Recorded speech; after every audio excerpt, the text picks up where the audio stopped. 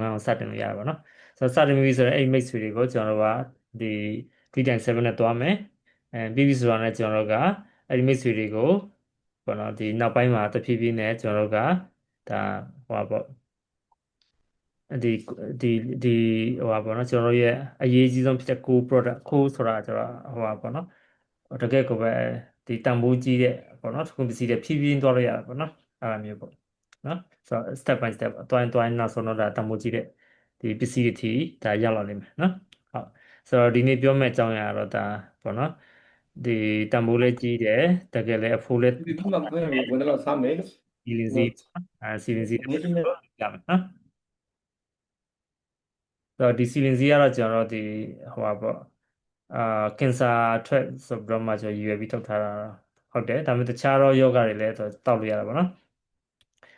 ်အမ်ဟိုပါပေါ့အဓိကထဲမှာပါတဲ့အားကတော့ကျွန်တော်တို့ခါတိုင်းပြောနေကြပါတော့လင်စီဟုတ်ရင်တော့မိတ်ဆွေအဟောင်းနေဆိုတော့သိလိမ့်မယ်ပေါ့နော်ကျွန်တော်ပြောနေကြရှိတယ်လင်စီထဲမှာပါတဲ့ဓာတ်နှမျိုးပေါ့နော်အဓိကနံပါတ်1ဓာတ်ကတော့ tryptophan ဆိုတဲ့ဓာတ်ဆိုတော့ခါတဲ့ဓာတ်ပေါ့နော်ဒုတိယဓာတ်ကတော့ polysaccharide ဆိုတဲ့ဓာတ်နော်ဆိုတော့အဲ့ဓာတ်နှမျိုးတော့ရှိတယ်နော်ဆိုတော့အဲ့ဓာတ်နှမျိုးထဲမှာကျွန်တော် tryptophan ဆိုတဲ့ဓာတ်ဒီသူကအများကြီးပဲသူကဟိုပြောမဆိုရင်သူအပြောကျယ်ပေါ့နော်ခုနကပြောတော့ polysaccharide ဆိုလည်းပြောကျယ်တယ်ဆိုတော့ polysaccharide ထဲမှာဆိုတော့ကျွန်တော်ကbeta glucan ဆိုတဲ့ဓာတ်ကပေါ့နော်သူကအဲ့ဒီဟာကိုသူအဓိကထုတ်ပြီးတော့မှကျွန်တော် B လင်ဇီးဆိုပြီးတော့မှ polysaccharide ကျော်သွားတယ်လင်ဇီးကိုကျွန်တော်ထုတ်တယ်ဆိုတော့အဲ့ဒီ polysaccharide ကိုအများကြီးပေါ့နော်ကျော်အောင်လုပ်လိုက်တယ်ပြီးတော့မှဒီ tryptophan ထဲမှာဆိုလည်းပဲကျွန်တော်တို့ကဒီကျော်ဝတဲ့ဒီပစ္စည်းထဲမှာဆိုရင်အခုထုတ်တဲ့ကျွန်တော်တို့ဒါစီလင်စီရဆိုရင် tryptophan ရဲ့အကျော်ဝဆုံးလို့ပြောလို့ရတယ်နော်ဆိုတော့ S လင်စီရလည်း tryptophan ရဲ့ထဲမှာကျော်ရတဲ့ဟာတွေအများကြီးပါတယ်ဒါပေမဲ့နည်းနည်းတော့ကွဲတာပေါ့နော် S လင်စီထဲမှာကျွန်တော် lucinic acid ပါတယ်အဲ့တော့ဒီစီလင်စီထဲမှာကျွန်တော် canuranic acid ပေါ့နော် S တို့ T တို့နောက်တစ်ခါကျတော့canurate တို့ canuramic တို့စသဖြင့်ပေါ့နော်ဒီဟာတွေအဓိကပါဝင်တယ်ပြီးတော့ပါဝင်တဲ့နှုန်းကလည်းသူက percentage အများကြီးများတယ်ပေါ့နော်အဲဒါကြောင့်မို့ကျွန်တော်တို့ဒါထိရောက်မှုအရှိဆုံးအရာတွေပေါ့နော်ဆိုတော့ဒါ target ခေါ်တာပေါ့ target ဆိုတာဒီတစ်ခုအရာတစ်ခုကိုထိထိမိမိသွားနိုင်တဲ့ဟာပေါ့နော်ဟုတ်ပြီဒါဆိုရင်စီရင်စီအကြောင်းလေးလေ့လာကြည့်အောင်ဟုတ်ပြီဒါဆိုရင်ကျွန်တော်တို့လုပ်စင်ပေါ့နော်အရင်တုန်းကဆိုရင်ကျွန်တော်တို့အခြေခံလင်စီပေါ့အခြေခံလင်စီထဲမှာဆိုပါလဲဆိုရင်အခုဆိုရင်ကျွန်တော်တို့ကနံပါတ်1ပထမအဦးဆုံးဈေးပေါ်ဆုံးနဲ့ပေါ့နော်ပထမအဦးဆုံးစတဲ့ဟာပေါ့နော်စတဲ့ဟာတော့ကျွန်တော်တို့ဒါ nutrient tablet ခေါ်တာပေါ့နော်ခုနကကိုအောင်စီသူဆက်လက်ပြတ်သွားရဲဆိုတော့လေအဲ့ဒီဟာသူက CEO Coffee 3 in 1နဲ့မှာလည်းယုံကင်းနေစီပါတယ်ဆိုတော့အဲ့ဒီပါဝင်မှုတချို့နဲ့သူကနောက်ထပ် nutrient နဲ့သူပေါင်းစားလိုက်တာပေါ့နော် nutrient က4ပြားရှိတာနော်ပေါင်းပြီးတော့မှသူတို့အဲ့ဒီမှာဆက်လက်ပြတ်သွားတယ်နော်ဆိုတော့အဲ့ဒီကိုတွေးပေါ့နော်ဆိုတော့အားကြောင့်မို့ကျွန်တော်တို့ဒီလုပ်ငန်းစရလဲကျွန်တော်တို့ဒါ coffee နဲ့စရတာများတယ်ပြီးတော့ကျွန်တော် lazy နဲ့အဆုံးတက်တာပေါ့နော်အဲ့တော့အဲ့ဒီ nuclear tablet တို့နောက်ကကျတော့ကြာဟုတ်လင်ဇီတို့ယုံကင်းလင်ဇီတို့ပေါ့နော်ဆိုတော့ဒီလင်ဇီအားလုံးကိုအခြေခံလင်ဇီထဲမှာထည့်ထားတယ် basic လင်ဇီပေါ့နော်ဆိုတော့ basic လင်ဇီကဘယ်လိုထုတ်လုပ်လဲနော်ပြီးရင်ကျွန်တော် target လင်ဇီကဘယ်လိုထုတ်လုပ်လဲဆိုတော့ထုတ်လုပ်ပုံလေးကိုအနေချင်းပေါ့နော်ကျွန်တော်ကွက်ချမ်းသာလေးကိုအကြမ်းမြင်ပြပြထားတယ်ဆိုတော့အခြေခံလင်ဇီကြတော့ကျွန်တော်လင်ဇီရဲ့ပင်စီပေါ့နော်ပင်စီဆို fruiting body ပေါ့လင်ဇီမူပွင့်ကြီးကိုကျွန်တော်တို့ကယူတယ်ယူပြီးတော့မှသူ့ကိုအိမ်မူပွင့်လိုက်ကြီးကိုကျွန်တော်6ခန့်တယ်6ခန့်ပြီးရမယ်ကျွန်တော်ဘာလုပ်လဲအမုံကျိတ်တယ်အမုံကျိတ်ပြီးရင်အစင်းနဲ့ထုတ်တယ်ပြီးရင်အစင်းနဲ့ထုတ်ပုံမဖြစ်ပေါ်အောင်ဖြစ်ပေါ်စေတယ် concentration ခေါ်တာပေါ့နော်အင်္ဂလိပ်လိုဆိုတော့နော်ပြီးတော့မှအဲ့ဒါကိုကျွန်တော်လီဒူကိုမြန်မြန်ဆန်ဆန် easy ပြီးတော့မှအချောက်ခံပြီးတော့မှကျွန်တော်ဒီလင်ဇီမုံကိုရရှိတယ်နော်အဂျမိုတိုကအခြေခံလင်ဇီကိုကန်လိုရာအက်ဆစ်ပေါ့နော်အမျိုးပေါင်းပေါ့အမျိုးအစားပေါင်းကျွန်တော်တို့က300ကျော်တယ်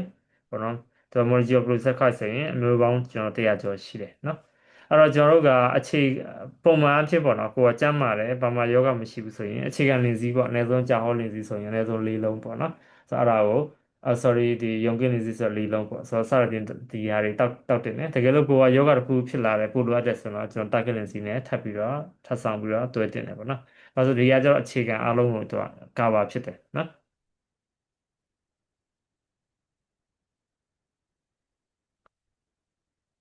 ဟုတ်ပြီဒါဆိုရင်ကျွန်တော်စီလင်ဇီကကျတော့ဘယ်လိုထုတ်ထားလဲပေါ့နော်စီလင်ဇီတို့ target လင်ဇီတွေကျတော့ကျွန်တော်က high concentration purification နည်းပညာနဲ့ထုတ်ထားတယ်အဲ့တော့ကန်ဒိုရာမှာဒီကျွန်တော်တို့ရဲ့ဒီလင်ဇီမူအပွင့်ကြီးရယ်နောက်တစ်ခါကျတော့တခြားတော့ဒီလင်ဇီအနုရယ်ပေါ့နော်ဆိုတော့အဲ့ဒါကိုကျွန်တော်ပေါင်းစပ်ထားတယ်ဆိုတော့လင်ဇီမူပွင့်ရယ်လင်ဇီအနုကိုကျတော့ဘာလုပ်လဲဆိုတော့ကျွန်တော်တို့ကဒီအချင်းဖောက်တယ်ပေါ့နော် fermentation လုပ်တယ် ပြီးပြီဆိုရင်အဲ့ဒါကိုအချောက်ခံတယ်ပြီးတော့မှပေါ့နော်ဒီ expression ထုတ်ယူတယ်ပြီး separation နဲ့ purification လို့ခေါ်တဲ့ပေါ့နော်တန့်စင်တယ်ပြီးတော့မှ drawing လုပ်တယ်နော်ဆိုတော့သူ့ရဲ့နည်းပညာဒါဟိုမတူဘူးပေါ့နော်ထုတ်လုပ်တဲ့နည်းပညာ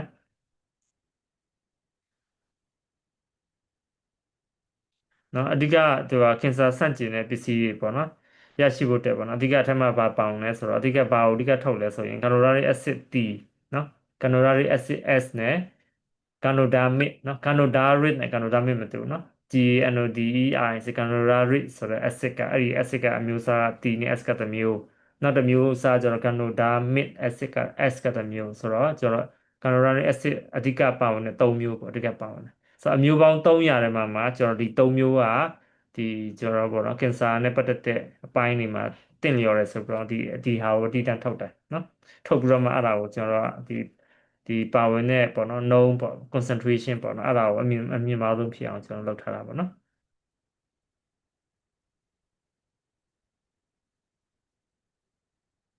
နော်အဲ့ဒါနဲ့နောက်ဆုံးတော့ကျွန်တော်ကဒီ target list ကိုရရှိတာပေါ့လေအဲ့တော့ဟုတ်ပြီဒါဆိုရင်ကျွန်တော်တို့ကခုနကပေါ့နော် acid 3မျိုးပေါ့ cannabinoid acid 3မျိုးကိုအဓိကသူကတိကျထုတ်ထားတော့ဒါဆိုရင်တခြားတော့ပေါ့နော်အခြေခံရင်းနှီးနဲ့ပါကွာလဲပေါ့နော်ဆိုတော့အဲ့စီလင်စီထဲမှာပါတဲ့ဒီ cannabinoid acid ပေါ့နော်ဆိုတော့အမျိုးအစားပါဝင်တဲ့ပမာဏတွေနှိုင်းယှဉ်ကြည့်မယ်ဆိုရင်နော်ဒီကဒီချက်ထဲမှာကြည့်လိုက်နော်ဒီချက်ထဲမှာကြည့်ညာဘက်မှာဆိုရင် basic လင်စီအခြေခံလင်စီထဲမှာဆိုရင်ကျွန်တော်တို့ကအဲ့ cannabinoid acid တီရဖို့အတွက်ကဘယ်လောက်ပဲပါတယ်ဆိုတော့100%ပဲပါတယ်နော်အဲ့ဒါကြောင့်မဟုတ်ရင်တော့ကျွန်တော်တို့ပေါ့နော်ဒီကြာဟောလင်စီပဲဒါမှမဟုတ်ယုံကင်းလင်စီပဲပေါ်ပေါက်တော့ကဆိုရင်ကျွန်တော်တို့ပေါ့နော်ကင်ဆာဝေဒနာတွေဆိုရင်သူတော်တော်ချမ်းကိုမေးတဲ့ခါကျရင်သူအမြဲတမ်းပြောတယ်အနည်းဆုံးပေါ့နော်တစ်နေ့ကိုလင်စီပေါ့နော်နှစ်ဘူးကနေပြီးတော့သုံးဘူးလေးဘူးထိစားခိုင်းတယ်နော်တစ်ဘူးမှအလုံး60ပါတယ်နော်တကယ်လို့ပေါ့နော်သုံးဘူးရစားမှဆိုရင်တွက်ကြည့်ပေါ့နော်6တုံးဆက်ရှင်အလုံး180အလုံး200လောက်ကိုမြူရမှာနော်ဆိုတော့အများကြီးမြူရတယ်ဆိုတော့အဲကြတော့ကင်ဆာဝေဒနာတွေကကောင်းမွန်တော့တည်ရဒါပေမဲ့ချို့ကမမြူနိုင်ဘူးအဲ့လိုမျိုးပေါ့နော်ဆိုတော့အဲ့ဒါခါကျတော့ကျွန်တော်တို့ကဒီဟာဒီနည်းမျိုးစုံနဲ့ရှာတဲ့ကုမ္ပဏီကပေါ့နော်ရှာတဲ့ခါမှာနောက်ဆုံးတော့ကျွန်တော်တို့အဲ့ဒီမှာယုံကင်းကြားထဲမှာယုံကင်းတူးဆိုတော့ပေါ်ပေါက်တည်တယ်အဲ့ဒါတော့ကျွန်တော်ခါတိုင်းယုံကင်းဒီလင်းစီတဲ့ကို6ဆမြင်မာတယ်ပေါ့နော်6ဆမြင့်မားဆိုတော့ဒါဆိုရင်ကျွန်တော်တို့ကဒီမှာ100%ဆိုတော့မှာ6%ဒီပဲပါနေတယ်နော်ဆိုယုံကင်းတူတော့ကနော်အဲ့တော့ယုံကင်းတူပေါ်တော့ကျွန်တော်ကစားဝင်လာတဲ့ဆိုရင်အနည်းဆုံးတစ်နေ့ကိုတဘူးတော့နှစ်ဘူးညွှန်းတယ်တဘူးဆိုရင်ကျွန်တော်အလုံး20ပါတယ်နှစ်ဘူးဆိုရင်အလုံး40ထိရှိရနော်ဆိုတော့အဲ့ဒါဟာညွှန်းပြီးတော့မှကျွန်တော်တို့ဒါကောင်းတဲ့ကိုယ်တွေလည်းအများရှိတယ်အဲ့တော့အခါအဲ့ရနေထပ်ပြီးတော့မှကျွန်တော်ထပ်ပြီးတော့မြင့်မားတဲ့ပေါ့နောက်ဆုံးထပ်ပြီးတော့ပေါ်လာတယ်နော်ဆိုတော့ဒီဟာဒီ 1kc ပေါ့နော် 1kc ဒီကျွန်တော်တို့ပေါ့နော်အဲ့ cannabinoid acid ဒီ tryptophan နဲ့ပါဝင်မှုနှုန်းကဘယ်လောက်ထိအောင်မြင့်မားသွားလဲဆိုတော့ကျွန်တော်တို့က90.5%ထိပါပြီးတော့မှတခြား ingredient 5%ပါတယ်ဆိုတော့စဉ်းစားကြည့်ပေါ့နော်ကျွန်တော်တို့ဘယ်လောက်ယုံကင်း1နဲ့ယုံကင်းလင်စီနဲ့ရှင်းမယ်ဆိုရင်95%တော့မှတိတိကျကျကွာသွားတယ်နော်ဒါဆိုရင်ကျွန်တော်ယုံကင်းလင်စီပေါ့နော်အတောက်65တောင်တောက်တာနဲ့ပေါ့နော်ကျွန်တော်တို့ဒီပေါ့နော်ဒီစီလင်စီတောက်တာနဲ့အဲ့လောက်ဖြစ်ပေါ့နော်95စထိအောင်ကျွန်တော်တို့ကဒါမြင့်မားသွားတယ်နော်အဲ့ဒါကြောင့်မို့လို့ကျွန်တော်တို့ကဒီပေါ့နော်အနှုံးကဟိုမှာလို့ပေါ့နော်ပုတ်တုံးလေးဘူးကြီးကျွန်တော်တောက်ဆရာမလို့ပဲねကျွန်တော်နှုံးတင်လောက်တောက်ရုံနဲ့ကျွန်တော်ဒါထိရောက်မှုအနေတင်ကြီးရှိလာတာပေါ့နော်အဓိကတော့ဘာကြောင့်လဲဆိုတော့ကျွန်တော်တို့ဒီငါတို့ acid T ကိုကျွန်တော်တို့ကပေါ့နော်ဆက်ထုတ်ပြီးတော့မှယူနိုင်တဲ့အတွက်ကြောင့်ဖြစ်တယ်နောက်ဒါဆိုရင်ကျွန်တော်တို့ဒီစီလင်စီးပေါ့နော်ယုံကင်းစီလင်စီးကစီကန်ဒိုရာမဟာကျွန်တော်တို့ပေါ့နော်သူကဘာကောင်းလဲဆိုရင်ဒီကင်ဆာမျိုးစုံအတွက်ကောင်းတယ် against all kinds of cancer ပေါ့နော်ကင်ဆာမျိုးမျိုးအတွက်ကောင်းတယ်ပြီးတော့မှပေါ့နော်ဒီအနောက်တိုင်းဆေးကုသခံယူပြီးတော့မှပြီးတဲ့ဆိုဂျိုတက်တာစီဖို့အတွက်လည်းကောင်းတယ်ပြီးတော့မှအနောက်တိုင်းဆေးနဲ့တွဲမယ်ဆိုလည်းပဲအနောက်တိုင်းဆေးရဲ့တွဲဒီကုသမှုနှုန်းပိုပြီးမြင့်မားတယ်နော်အဲနောက်တစ်ခုကကျတော့ तू ကစီရင်စီရပါလဲဆိုတော့အုံနောက်နဲ့အာရုံကြောကိုဟန်ချက်ညီအောင်တော့ထိညှိပေးနေတယ်ပေါ့နော်ပို့ပြီးတော့မှအိတ်စေနိုင်တယ်တော်တော်များများအိတ်မရတဲ့ယောဂရှိကြတယ်ပေါ့နော်ဆိုတော့အိတ်မရရင်တော်တော်လေးဆိုးတယ်ဆိုတော့အိတ်မရတာကြာလာရင်တို့တဖြည်းဖြည်းနဲ့အုံနောက်လေးပျက်စီးလာတချို့ဆိုရင်ဖုန်းနေကြည့်အိတ်မရတာရှိတယ်အဲဒါကြောင့်မို့ဒီ screen time ပေါ့နော်ဒီအိတ်ခန်လေးကိုအနည်းဆုံးတစ်နာရီနှစ်နာရီခွာပြီးတော့ဖုန်းကြည့်တာကိုရပ်ဖို့တော့ကျွန်တော်ဒါသတိပေးထားတယ်ဒါပေမဲ့တော်တော်များများတော့မရက်ကြအောင်နော်ဖုန်းရမ်းဆွဲတယ်နော်ဒီထက်မိတ်ဆွေတွေဖုန်းဆွဲတဲ့လူတွေ2ယောက်လောက်ရှိတယ်မသိဘူး ကျွန်တော်ဒီနေ့အားလုံးနှီးပါးနဲ့ပဲတူပါတယ်နော်ဆိုတော့ဖုံးဆွဲတဲ့ယောဂနော်ဆိုတော့အဲ့ဒါလည်းယောဂတစ်မျိုးပဲနော်ဖုံးဆွဲတဲ့ယောဂလေဖုံးတဲ့ဟိုလောက်9မိနစ်လောက်တော့မခွဲနိုင်ဘူးနော်9မိနစ်လောက်ခွဲပြီးဆိုတော့ဟိုတစ်ခုခုလိုပေါ့နော်ဘိန်းဆွဲပြီးတော့မှကရုံကရင်လိုဖြစ်တယ်လို့ဖြစ်ကြတယ်အဓိကအလုပ်ပေါ့ဖုံးဆွဲကြတာနော်အဲဆိုတော့အဓိကအဲ့ဒါဘာတွေဖြစ်လဲဆိုတော့ဖုံးရမ်းဆွဲရဆိုအာယုံရုပ်ထိနိုင်တယ်နော်အိမ်မရတာဖြစ်နိုင်တယ်ဒီလိုယောဂမျိုးတွေဖြစ်နိုင်တယ်နော်ဆိုတော့အဲ့ဒီမှာစီလင်စီးရပါကောင်းလဲဆိုတော့အဲ့လိုပြောတယ်အဓိကဘာကြောင့်လဲဆိုတော့သူက brain ဟိုပါ blood brain barrier ဆိုတာရှိတယ် blood brain barrier ဆိုတာပါဆိုတော့ဒီအုံနောက်ထဲကိုကျွန်တော်တို့ကဒီမှာစပုံလေးကြည့်လိုက်ဒီမှာဒါအုံနောက်ပုံရှိတယ်ဆိုတော့အဲ့နောက်ထဲမှာဆိုရင်ကျွန်တော်တို့မှာသွေးကြောလေးရှိတယ်အဲ့သွေးကြောမှာအုံနောက်ရဲ့ထဲကိုပေါ့နော်ကျွန်တော်တို့ကဒီဟိုစစ်ပါဆေးပဲတောက်ဒီအုံနောက်နဲ့ထဲကိုအာယုံကြောထဲကိုမရောက်အောင်တော့ကာကွယ်ပေးထားတာရှိတယ် barrier ခေါ်တာပေါ့အနိတိနေလုံးဝအထွင်းကိုမရဘူးနော်အဲ့ဒါကိုကျွန်တော်တို့ကဘယ်လိုခေါ်လဲအင်္ဂလိပ်လိုဆိုရင် blood brain barrier BB အတူကောက်စင် BBB ခေါ်တာပေါ့နော်ဆိုတော့အဲ့ BBB ရှိတဲ့အတွက်အုံနောက်နဲ့အာယုံကြောမှာတစ်ခုဖြစ်တယ်ဆိုရင်ဆေးတော်တော်များများမတူဘူးနော်ဒါမှမဟုတ် brain tumor ဖြစ်တယ်အုံနောက်ထဲမှာကင်ဆာဖြစ်တယ်ဆိုတော့တော်တော်လေးကိုခက်တယ်ကုတာဖို့ပေါ့နော်အဲ့လိုခက်တယ်ဒါပေမဲ့တစ်ခုကောင်းတာဒီလင်ဇီကန်နိုရာစီလင်ဇီကကြတော့သူကမိုလိုကြီးအရင်သိငယ်တယ်သိငယ်တဲ့အတွက်ကြောင့်မို့ကျွန်တော်တို့ကဒီအုံနောက်နဲ့အာယုံကြောတွေကိုထိအောင်ကျွန်တော်တွားပြီးတော့မှဝင်ရောက်ပေးနိုင်တယ်အဲ့ဒီအတွက်ကြောင့်မို့ကျွန်တော်တို့ကအုံနောက်နဲ့အာယုံကြောနဲ့ပတ်သက်တဲ့အပိုင်းတွေဆိုရင်ကျွန်တော်ကင်ဆာမှမဟုတ်ဘူးအုံနောက်နဲ့အာယုံကြောနဲ့ပတ်သက်တဲ့ယောဂဟူတွေများအကုန်လုံးဒီကျွန်တော်စီလင်ဇီကိုတောက်ရရတယ်နော်ဥပမာပါကစ္စတန်တို့ဒဇီတို့ဘာတို့ပေါ့နော်ဒီဟိုပါပေါ့အုံနောက်ကျုံတဲ့ယောဂတို့စသဖြင့်ပေါ့နော်ဒီအုံနောက်နဲ့အာယုံကြောအတက်ယောဂတို့စသဖြင့်ပေါ့ဒီဟာတွေအားလုံးတော်တော်များများကောင်းတယ်နော်ဒါဆိုရင်လေ့လာကြည့်အောင်ပေါ့နော်ဒါပထမဦးဆုံးပေါ့နော်အီလီရောက်နေပြီလီပေါ့နော်ဆိုတော့ဒါဆိုရင်အီလီပါဆိုတော့ကျွန်တော်ဘာကြောင့်ဒီယောဂပြီတာဘာကြောင့်ဖြစ်ရတာလဲကင်ဆာဘာကြောင့်ဖြစ်ရလဲဆိုတော့ကင်ဆာကိုဘယ်လိုစတင်လဲဆိုတာကျွန်တော်တို့ကကြည့်မယ်ဘယ်လိုကြီးထွားလဲဘယ်လိုပြန့်လဲပေါ့နော်ကင်ဆာတွေနံပါတ်1စတင်မယ်ကြီးထွားမယ်ပြီးရင်ပြန့်မယ်နော်ဆိုတော့အဆင့်ကကျွန်တော်တို့ကတင်းနှစ်3နှစ်ဆိုလို့ရှိရင်အဆင့်1နဲ့2မှာကျတော့ကျွန်တော်ကင်ဆာရှိတယ်ဒါပေမဲ့သူ့နေရာနဲ့သူပဲရှိတယ်ပေါ့နော်မပြန့်နိုင်ဘူးအဆင့်3နဲ့4ဆိုရင်ပြန့်တဲ့အဆင့်ဖြစ်သွားပြီအဲဆိုအရန်အန်ဒီများတယ်ဟိုပေါ့နော်ဒီ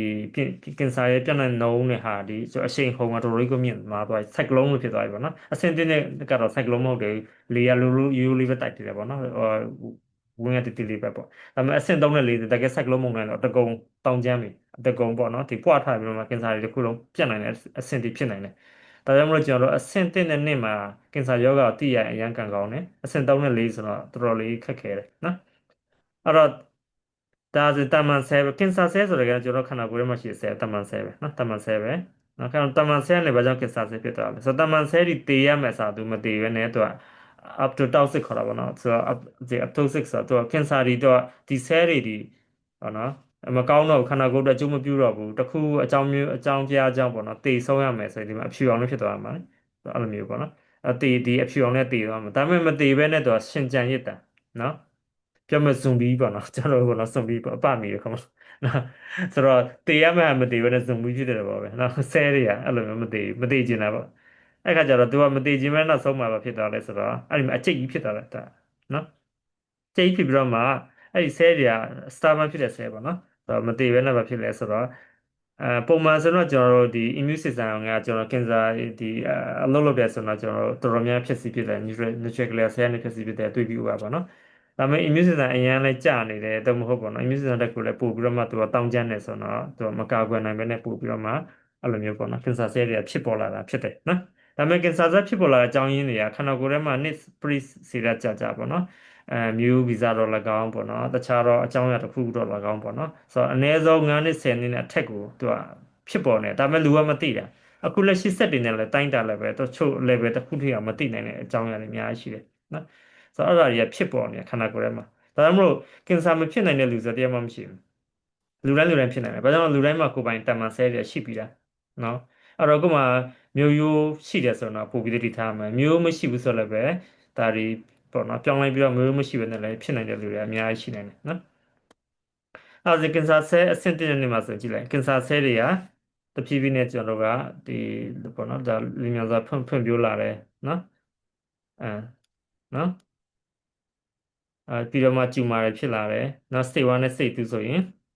နော်ဒါဆိုရင်ကင်ဆာဆဲတွေက develop rapidly ပေါ့နော်တဖြည်းဖြည်းနဲ့တော့တိုးလာတာပေါ့ဆဲလေးတွေဆိုတော့ဆဝပွားလာတာပေါ့နော် အဲဖွံ့ဖြိုးလာတယ်ပြီးရင်ကင်ဆာဆဲစနစ်ကပေါ့နော်ဟိုပါပေါ့နော်ကင်ဆာဆဲစနစ်ကြီးတစ်ခုအဖြစ်သူကဖြစ်ပေါ်လာတယ်ပြီးတော့မှနော်သူ rapidly grow into system ပေါ့ system ဖြစ်သွားတယ်နော်ကင်ဆာရဲ့သူက system တစ်ခုပထမတော့ cell တစ်ခုပဲ cell ကနေပြီးတော့မှ system ကြီးဖြစ်သွားတယ်နော် ပြီးတော့မှနောက်တစ်ခုပေါ့နော်ဆိုးရတာကတော့သူကကင်ဆာဆဲ system ဖြစ်သွားပြီဆိုရင်ဘာလုပ်လဲလဲဆိုတော့အဲ့ကင်ဆာဆဲတွေကနေပြီးတော့မှပေါ့နော်ဒီခန္ဓာကိုယ်သွေးကြောတွေကိုသူကဖျားအောင်ဆွဲယူလိုက်တယ်ခန္ဓာကိုယ်သွေးကြောတွေကိုငါတို့ဆဲရှိတယ်ငါတို့ဆဲလာကူအောင်ဆိုရင်အဲ့ကကြတော့အဲ့ဒီဟော်မုန်းမျိုးထုတ်ပြလိုက်တဲ့ခါမှာအဲ့ဒီမှာရှိတဲ့သွေးကြောလေးတွေအဲ့ကင်ဆာဆဲရှိတဲ့နေရာရှောက်ပြီးတော့ပေါက်ပြီးတော့ပေါ့နော်ဆိုတော့သူတို့အောက်ဆီဂျင်တွေ supply တွေပေါ့နော်ဒီဟိုဟာတွေပေါ့အာဟာရတွေတော့ပေးတယ်အားကြောင့်မို့ကင်ဆာကိုဖြစ်တဲ့လူဆိုရင်တော့အတက်နိုင်ဆိုတကြားကိုရှောင်ဖို့လိုတယ်အချိုတက်တွေပေါ့နော်တကြားပါတဲ့အတက်တွေရှောင်ဖို့လိုတယ်။ဘာကြောင့်လဲဆိုတော့သူကအာဟာရအရင်သုံးတဲ့ခါကျတော့အဲ့တော့တကြားပူစားတဲ့လူဆိုရင်ကင်ဆာဆဲပူပြတ်နှုန်းပူမြန်တဲ့အတွက်ပို့ပြီးတော့မှကင်ဆာဆဲကိုအားပေးရရောက်တယ်နော်။အဲ့တော့သွေးကြောတွေမှာပေါက်လာတယ်အနည်းနဲ့မှရှိတဲ့ဆဲတွေရှိရနေပြီးတော့မှအာဟာရတွေယူတယ်ပေါ့နော်။အဲ့ဒီအမြန်ကြီးထွားလာတယ်။နော်အဲ့တော့ get nutrients from nearby cell and grow bigger ပေါ့နော်ပြီးတော့မှသူက migraine လုပ်တယ်နော်ပြီးပြီဆိုရင်ဒါအဆင့် 3ရောက်သွားပြီဆို migraine လုပ်ပြီနော်ဒါအဆင့် 3အဆင့်မှာနော်ဆိုတော့ဒါအဆင့် 1နဲ့2က develop ဖြစ်တယ် system ပဲတိဆောက်တည်တယ်နော်သူက grow ဖြစ်တယ်ဒီနှစ်ခုပဲအဆင့် 3ဆိုရင်တော့သွေးကြောစပေါက်ပြီသွေးကြောစပေါက်ပြီပြီးရင်နိစ္စရာနဲ့တဖြည်းဖြည်းနဲ့ဆွေးငွေလာပြီနောက်အဆင့် 4ဆိုတော့ဒါ migrate လုပ်ပြီနော်ဆို migration လုပ်ပြီတခြားနေရာတွေရွှေ့ပြောင်းပြီးကျူးကျော်ပြီနော်တချို့ဆိုရင်ဟာပါတော့တက်အိမ်ကင်ဆာစရဖြစ်ပေါ့နော်ဒါပေမဲ့ရင်သားကင်ဆာရင်သားကင်ဆာနေဆင့်ပြီးတော့မှကျွန်တော်အဆုတ်ကိုကူးတယ်သို့မဟုတ်ပေါ့နော်အယိုးထဲကူးတယ်ဒါမျိုးတွေရှိတာပေါ့နော်ဆိုတော့အယိုးထဲကူးတော့နောက်ဆုံးဆင့်မယ်ဆိုတော့အယိုးကနောက်ဆုံးဆင့်မယ်ဘာလို့ဆိုအယိုးထဲရောက်ပြီဆိုရင်အယိုးရင်းစစ်ရောက်ပြီလူကြောတွေအကုန်လုံးပေါက်ပြီအယိုးတွေပွားစီပြီးတော့မှအယိုးတွေပေါ့နော်အကုန်လုံးကဆွေးမြေ့သွားနိုင်တယ်နော်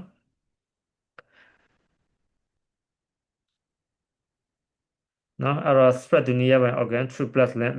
lymphatic system ဆိုတော့ကျွန်တော်တို့ရဲ့တန်ငန်ကြောနေတဲ့ဆင်းပေါ့နော်ဒါရှားစီရောက်တယ်ပြီးရင် metastatic ပြန့်ပြီနော်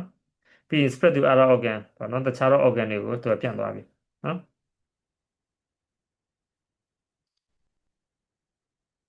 နော်ဒါဆိုရင်ကျွန်တော်တို့ကကင်ဆာဆဲကိုမပြန့်အောင်ဘယ်လိုလုပ်လို့ရဆိုတော့အဓိကနံပါတ်1ပေါ့နော်ဒီဟာတွေအားလုံးပိတ်ဆို့ရမှာနော်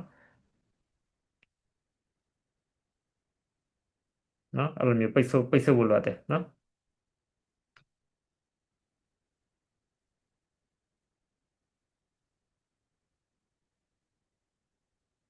နော်ဒီမှာဆိုရင် develop မဖြစ်အောင်နော်ဒီမှာဆိုရင်အနီရောင်တွေတားပလိုက်တာနော် mutation မဖြစ်အောင် metastasis မဖြစ်အောင်ဒါတွေကိုပိတ်ဆို့ဖို့ကအရေးကြီးတယ်နော်အဲ့တော့ဒီမှာဆိုရင်ကျွန်တော်တို့ကခုနပြောတဲ့ဒီ apoptosis ခေါ်တာပေါ့နော် apoptosis ဆိုတာ APO PTOSI apoptosis ဆိုတဲ့ဘောကဘာလဲဆိုတော့အာကိုယ့်ရဲ့ cell ဒီပေါ့နော်ကျွန်တော်တေးရမယ့်အရာတွေပေါ့နော်ကျွန်တော်တို့ကဒီမှာမတေးဘဲနဲ့သူကဘာဖြစ်လဲဆိုတော့ဒီကတော့တေးသွားတယ် apoptosis ဆိုတော့ဘောတေးရမယ်နော်ဒီမှာဆိုရင်ကြည့် cell အကောင်နဲ့ centrifuge နဲ့တေးသွားတယ်နော်ဒါပေမဲ့ကင်ဆာဆဲတွေကြမသိခြင်းဘူးနော်အပတိုတောက်စစ်မလုပ်ချင်တဲ့အတွက်ကြောင့်အဓိကကင်ဆာဖြစ်တယ်နော်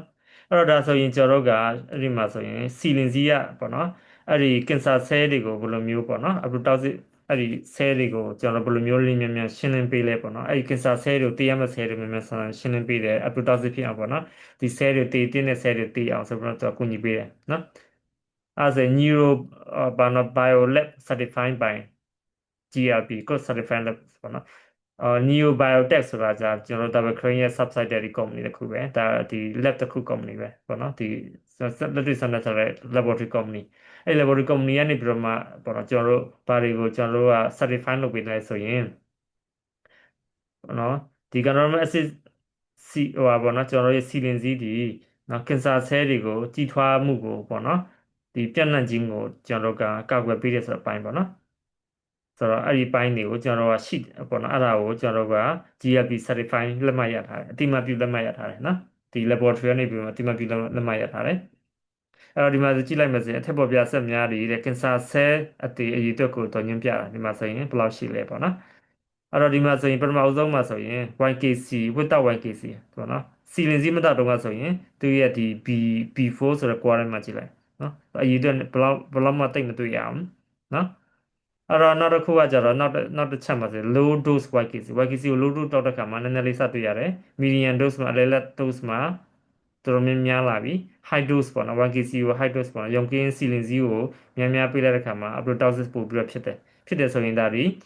ီပေါ့နော်ကင်ဆာဆဲကိုမပြန့်ဘဲနဲ့ပေါ့နော်ဒီဆဲတွေတာမန်ဆဲတွေကင်ဆာဆဲပြီးမပြောင်းဘဲနဲ့ပေါ့နော်ဒီဆဲတွေဒီတေးတင်းတဲ့ဆဲတွေတေးရမယ်နော်ဆိုတော့အဲ့လိုမျိုးနော်ဒါဆိုရင်အဲ့လိုမျိုးဖြစ်တယ်ဆိုရင်ကင်ဆာဆဲမဖြစ်တော့ဘူးလေကျွန်တော်ခန္ဓာကိုယ်ရဲ့ဆဲတွေဖြစ်နေကျွန်တော်တို့စီးရီးကနေဝန်းနေတဲ့ဆင်းပြတော့ဒါဆိုရင်ကင်ဆာဆဲဖြစ်တာ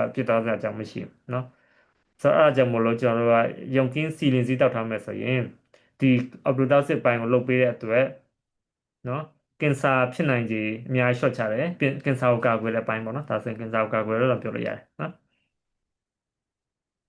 ်ဒီမှာကြည့် apoptosis ဆိုတာဘာလဲတဲ့ဆဲတစ်ခုဒီမှာရှိ molecule အဆင့်များပေါ့နော်ဆက်တိုက်တည်ဆုံတော့တဲ့ဆဲတည်အမျိုးအစားဖြစ်တယ်။ ED မှာခန္ဓာကိုယ်မှမလို့အပ်တော့တော့မဟုတ်ပုံမှန်မဟုတ်တဲ့ဆဲများဖယ်ရှားနည်းလမ်းတစ်ခုဖြစ်တယ်။ apoptotic ဖြစ်စဉ်ကိုကင်ဆာဆဲများတွင်ဖြစ်စဉ်ကိုပိတ်ဆို့စေတယ်ပေါ့နော်ဆိုတော့အခါကျတော့သူက apoptosis လုံးမှာကင်ဆာဆဲကိုမဖြစ်စေမှာကင်ဆာဆဲကိုမပေါ်ပေါက်အောင်လို့သူကကာဝယ်ပေးတဲ့အပိုင်းပဲနော်ကင်ဆာဆဲမဖြစ်နဲ့တော့နင်တေးရမယ့်ဆဲတွေတေးရမယ်အခုတော့ဆိုပြီးတော့အဲဒီကင်ဆာဆဲတွေတေးရမယ့်ဆဲတွေတေးကန်းတဲ့ကင်ဆာဆဲအဖြစ်မခံတော့ကင်ဆာဆဲဖြစ်အောင်မမွေးဖွားနိုင်ပဲနဲ့ပေါ့နော်ကင်ဆာဆဲတွေကိုတော့တက်လိုက်စောစီးတက်လိုက်တဲ့ပေါ့ပဲနော်ဆိုတော့အဲ့ဒါကိုကျွန်တော်ဒါကာကွယ်ဖို့အနေနဲ့ကျွန်တော်ဒါအရေးကြီးတဲ့ပထမဆုံးအချက်ပဲနော်ဆိုတော့အဲ့ဒါကိုကျွန်တော်တို့ကစီလင်စီရလုပ်ပေးနိုင်တယ်ဆိုတာကျွန်တော် laboratory လက်တွေ့စမ်းသပ်မှုကျွန်တော်အတိမတ်ပြုကြည့်ရပြီးရထားတာဖြစ်တယ်နော်ဟုတ်ရင်တော့ကျွန်တော်ပြောနေရလေGMP ပြီး GLP တွေရတော့မယ် GLP ပေါ့နော်certificate တွေအများကြီးဆိုအခုဒါ GLP တွေရပြီနော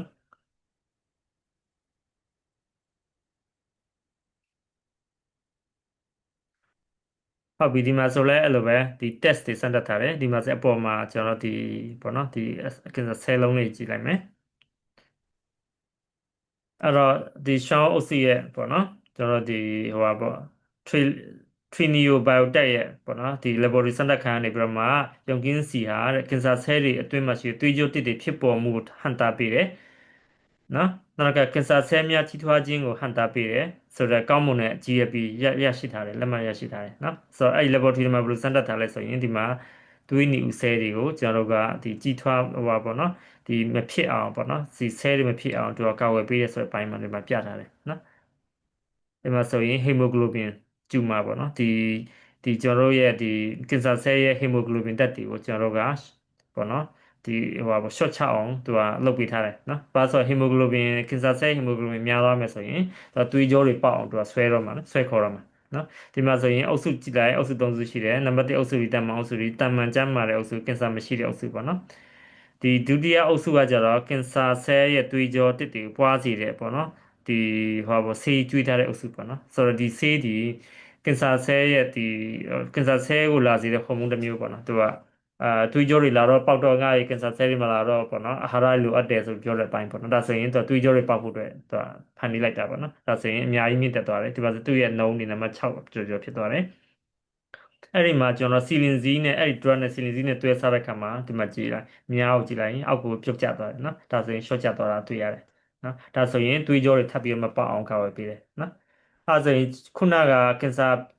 ကင်ဆာကျွန်တော်ပွားတဲ့အဆင့်မှာကြည့်လိုက်ပထမဆုံး apoptosis မဖြစ်လို့ကင်ဆာဆဲတွေဒီမတည်ပဲနဲ့ကင်ဆာဆဲပြီးပြောင်းလဲသွားတယ်နံပါတ်1အဆင့်နံပါတ်2အဆင့်ကျတော့ကျွန်တော်တို့ကသွေးကြောပေါက်တယ်ဒါဆိုပထမအဆင့်မှာလည်းကျွန်တော်စီလင်ဇီကတာစီတယ်ဒုတိယဆင့်သွေးကြောပေါက်တဲ့အပိုင်းမှာဆိုရင်ဒါစီလင်စီရတာစီဆိုရင်ဒါဆိုရင်ဒုတိယနှစ်ပိုင်းရှိသွားပြီနော်ဒါစီလင်စီရတာစီဆိုပထမပိုင်းမှာလည်း GLP ရထားတယ်ဒုတိယပိုင်းသွေးကြောတွေမပေါက်အောင်ဟိုပေါ့နော်ကျွန်တော်ဒါလုပ်တဲ့အပိုင်းမှာဆိုလည်းပဲစီလင်စီရလုပ်ပေးနိုင်တယ်ဆိုတဲ့အပိုင်းမှာလည်းကျွန်တော်ဒါလက်တွေ့ laboratory ပေါ့နော်လက်မှတ်တွေရထားတယ်နော်နောက်တတိယကျတော့ဗာလဲဆိုတော့ migration ပေါ့နော်ကူးသွားပြီနော် migrate ဆိုတော့ကူးသွားပြီတနိုင်ငံနဲ့တနိုင်ငံပေါ့ကင်ဆာဆဲတွေကူးတာပေါ့နော်ကင်ဆာဆဲတွေကထားပါတော့ဒီရင်သားဖြစ်တယ်ရင်သားနေပြီးအဆုတ်တော့ရင်သားနေပြီးမှအယိုးပေါ့နော်စပြင်ကူးသွားပြီအဲ့လိုမျိုးမကူးရအောင်လည်းပဲကျွန်တော်တို့စီလင်စီးတီကာဝယ်ပေးရဆိုတဲ့အကြောင်းကိုဒီမှာလက်တွေ့စမ်းသပ်ထားတယ် Trinidad Lab ပေါ့နော် certified ပဲ GLP certified GLP verifying နဲ့ YKC prohibit cancer cell from migration and ကျွန်တော်က invasion ပေါ့နော်နောက်တစ်ခုက immigration ဆိုတော့ကျွန်တော်တို့တစ်ဖက်ကိုကူးပြောင်းသွားတယ် invasion ဆိုတာဒါကျူးကျော်တာပေါ့နော်မကျူးကျော်အောင်သူလုပ်ပေးတယ် နော်အားကြောင့်မို့ရှောင်းဟောအုပ်စုရဲ့ဒီ Trinity ကနေပြီးရုံကင်းစီရာကင်ဆာဆဲတွေတခြားဝေးကွာတဲ့အင်္ဂါစိတ်ပိုင်းတွေကိုရွှေ့ပြောင်းကြည့်ကြုံဝင်ရောက်ခြင်းကိုဟန်တာပေးနိုင်ကြောင်းအတည်ပြုထားတဲ့ကောင်းမွန်တဲ့ပေါ့နော်ကျွန်တော်တို့ GLP ကိုရရှိထားတယ်နော်အဲ့ဒီမှာဆိုရင်ဒါလက်တွေ့စမ်းသပ်ထားတဲ့အခါမှာဆိုရင်ဒီဘက်မှာဆဲလေးတွေဟိုဘက်ဒီဘက်ခြားထားတယ်အလယ်မှာအလယ်မြင်းဒီမြင်းကြောင်းတစ်ခုကဲ့သို့ပဲခြားနေတယ်ပေါ့နော်ဒါ0 hour ပေါ့နော်ဒါပေမဲ့0 hour ကနေပြီးတော့မှ0 hour ဆိုတာနာရီစတင်တာပေါ့နော်ပြီးတော့မှ12နာရီတော့အတွင်းမှာကျွန်တော်တို့ကပေါ့နော်အုပ်စုတုံးစု꿰ထားတယ်ဒီပထမဆုံးအုပ်စုကတော့ပေါ့နော် 1K စီလင်စီးမတိုက်ထားတဲ့အုပ်စုနော်မတိုက်တဲ့အုပ်စုမှာဆိုရင်အရန်ပိုတောင်းကြတယ်ဒုတိယအုပ်စုကျတော့ 1K စီလင်စီးကိုနည်းနည်းလေးပဲတိုက်တယ်နည်းနည်းလေးတိုက်တော့နည်းနည်းလေးပါသွားတယ်ဒုတိယအုပ်စုနော်တတိယအုပ်စုကျတော့ 1K စီလင်စီးကိုပေါ့အများကြီးတိုက်လိုက်တာအများကြီးတိုက်လို့ဒီမှာတော်တော်ကြီးကိုပါသွားတယ်နော်အလယ်မှာတော်တော်ကြီးရှင်းချသွားတယ်နော်ဒါကိုကြည့်ရအဖြစ်ကျတော့ကင်ဆာဆဲတွေဒီမပြန့်ပွားအောင်ကျတော့ဘယ်လိုမျိုးပေါ့နော်ကောက်ွယ်ပေးဆိုတဲ့အပိုင်းနော်အဲခုနပြောလို့ပေါ့နော်ကင်ဆာဆဲတွေပြန့်တယ်ဆိုတော့အယိုးထိအောင်ပြန့်တယ်နော်ဒါဆိုရင်ဒီအယိုးမှာစမ်းတက်ကြည့်တယ်နော်ဒါဆိုရင်အယိုးတွေပြန့်နှံ့နေတဲ့ကင်ဆာဆဲပေါ့နော်ဒါဆိုရင်လန့်ကင်ဆာတွေတဲ့ပေါ့နော်ကျွန်တော်တို့ရဲ့ဒီအဆုတ်ကင်ဆာတွေအယိုးထိအောင်ပြန့်နေဒါနမူနာပေါ့နော်ဒါဆိုရင်ကျန်းမာတဲ့ကျွန်တော်တို့ဒါကျွတ်နဲ့စမ်းတက်ထားတယ်ဒါကျန်းမာတဲ့ကျွတ်ဘာမှကင်ဆာမရှိတဲ့ကျွတ်နော်ဒီဘက်မှာကျတော့ယုံကင်းစီကိုမတိုက်ဖဲနဲ့ဒီဟိုပါပေါ့နော်ဒီအဆုတ်ကင်ဆာဖြစ်နေတဲ့ကျွဲအယိုးပြန့်သွားနေတဲ့ကျွဲရဲ့ပေါ့နော်ဒါအယိုးမှကြည့်လိုက်ရင်အယိုးတွေကဆွေးမြေ့နေမှာနော်တော်တော်ကိုပြတ်လို့နေမှာဖြစ်နေပြီအဲ့ဒီခါမှာကျွန်တော်ကအဲ့ဒီအဆုတ်ကင်ဆာရှိတဲ့ကြွက်ကိုပဲကျွန်တော်ဒီယုံကင်းစီလင်စီကိုတိုက်ကျွေးတဲ့ခါမှာဆိုရင်သူ့ရဲ့အယိုးတွေကပေါ့နော်ဒီခုနလိုပေါ့နော်ဒီမှာရှိတဲ့ဒုတိယပုံလိုမျိုးအများကြီးပေါ့နော်ဆိုးဝါးမပျက်စီးပဲမပျက်စီးတာတွေ့ရတယ်နော်အဲ့တော့ဒီအောက်မှာလည်းဒီအောက်မှာလည်းကြည့်လို့ရတယ်ဒါအယိုးတွေပြန့်နှံ့နေတဲ့ကင်ဆာတဲ့ပုံဒီအောက်မှာကြည့်လိုက်နော်ဒါဆိုရင်မတိုက်ထားတဲ့ပေါ့နော်ရေနံကင်ဆာဆေးကျွဲ့ရဲ့စီပေါ့နော်ယုံကင်းစီမတိုက်ဒီမှာဆိုရင်တော်တော်လေးပြတ်တောက်တဲ့နေပါဖြစ်နေပြီဒါအယိုးတွေပြန့်နေပြီကျွန်တော်ဆဲတယ်နော်အဲ့တော့ဒီမှာဆိုရင်ဒုတိယပုံမှာကြည့်မယ်ဆိုရင်ဒါစီလင်စီတောက်တော့အယိုးကငကိုမူလနီးပါးလို့ဖြစ်နေတယ်နော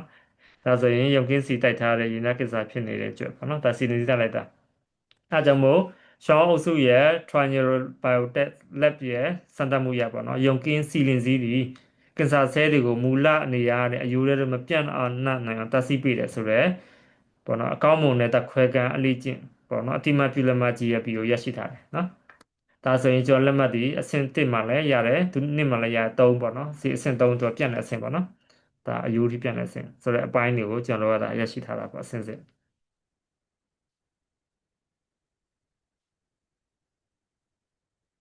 အဲ့တော့ဟုတ်ပြီဒါဆိုရင်ကျွန်တော်တို့ကဒီကင်ဆာထဲမှာဆိုရင်ကင်ဆာမျိုးစားတွေအများကြီးပေါ့နော်အဲ့တော့ဒီ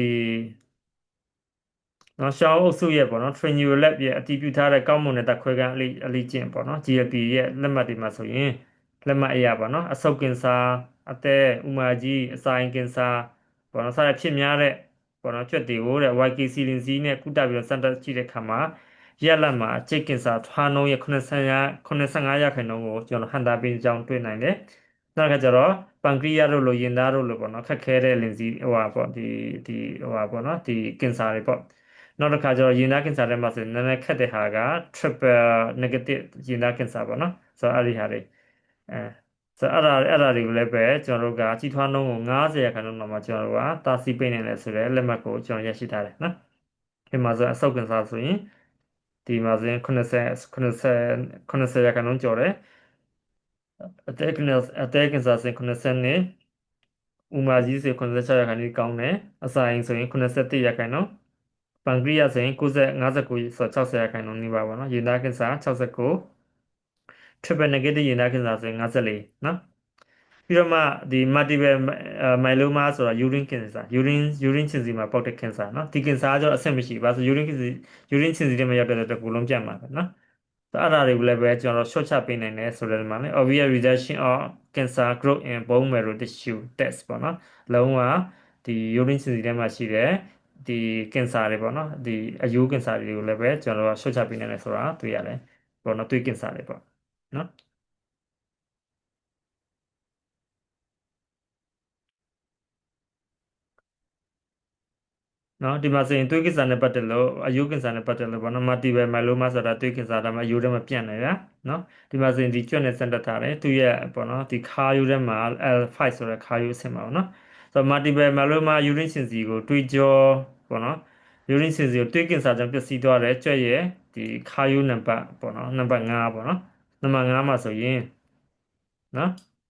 ဒီဘက်မှာဆိုရင် normal တမန်ကြွက်ဒါဘာမှမဖြစ်တဲ့ကြွက်ဒီမှာဆိုရင်လည်းကျွန်တော်တို့ကဒီအောက်မှာပြထားတယ်တမန်ရိုက်ထားတဲ့အခါမှာအပြာရောင်လေးရှိနေတယ်ဆိုတာတမန်ကျန်းမာနေတာအဲ့ဒီမှာဆိုရင် before ဆိုတာစီလင်စီမကျွေးခင်မှာအဲ့ကြွက်ကသူကဒီဟိုပါပေါ့နော်ဟိုပါပေါ့ကင်ဆာဖြစ်သွားပြီအယူကင်ဆာဖြစ်သွားပြီအဲ့တော့စီလင်စီမကျွေးခင်မှာဒီအယူကင်ဆာဖြစ်သွားတဲ့ဒီကြွက်ကိုကြည့်လိုက်ဒီဟိုသွေးကင်ဆာဖြစ်သွားတဲ့ကြွက်ဆိုရင်ဒီမှာအဝါရောင်ပေါ်လိမ္မော်ရောင်တွေပေါ်နေလိမ့်မယ်အဲ့ဒါကကျွန်တော်တော်တော်လေးစူးစူးဝါးပြန့်နှံ့နေတာပေါ့နော်ဒီမှာကြည့်လိုက်ရင် the brighter the fluorescent light especially yellow or orange the greater the quality of cancer cell ပေါ့နော်ဆိုတော့ဒါ fluorescent light ဆိုတော့ကျွန်တော်တို့ကဒါမိကြောင်းရဲ့အလင်းရောင်ကဲလို့ပေါ့နော်ကျွန်တော်တို့ကဒါဒီဟိုပါပေါ့အာဒီစက်ကရိယာပေါ့နော်အဲ့စက်ကရိယာနဲ့ကျွန်တော်တိုင်းတာပေါ့နော်ဒါကကျွန်တော်တို့ဒီX-ray တို့ကျွန်တော်တို့ CT scan တို့ရိုက်တဲ့ပုံစံမျိုးပဲအဲ့ဒီ set တစ်ခုနဲ့ကျွန်တော်တိုင်းရအဲ့ set ကလည်းတော်တော်ဈေးကြီးတယ်ပေါ့နော်ရဖို့မလွယ်ဘူးဆိုတော့အဲ့လို set မျိုးနဲ့ကျွန်တော်တိုင်းတာတယ်တိုင်းတဲ့အခါမှာအဲဟိုပါပေါ့နော်အဝါရောင်လိမ္မော်ရောင်များရဆိုတာကင်ဆာဆဲတွေအရင်ပြန့်နေပြီနော်အဲ့ဒီအခါမှာကျွန်တော်ယုံကင်းစီလင်စီကိုကျွေးတိုက်ကျွေးတဲ့အခါမှာအဲ့ဒီကြွက်ကိုဒီမှာကြည့်လိုက်ညာဘက်မှာကြည့်လိုက်တတိယပုံမှာကြည့်လိုက်မှာဆိုရင်ငကိုနံပါတ်1မှာရှိတဲ့ကြွက်ကဲလို့ပဲပြန်ပြီးတော့မှကောင်းမွန်တာကိုတွေ့ရတယ်နော်